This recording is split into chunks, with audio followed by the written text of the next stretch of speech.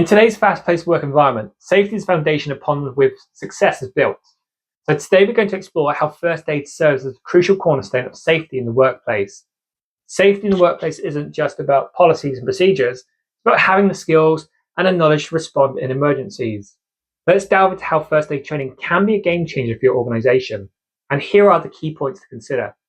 Immediate response to a workplace injury and illnesses, minimize severity and complications through prompt care, enhance safety culture and employee preparedness, boosted employee morale and confidence in the workplace, and a commitment to a company that prioritizes safety. A safer work environment through first aid is not just a goal, it's a commitment to the well-being and security of your team. It's about knowing that your organization is not just compliant with safety regulations, but goes above and beyond to ensure the welfare of your employees. A safer work environment through first aid is not just a wish, it's the path to a workplace where safety is paramount.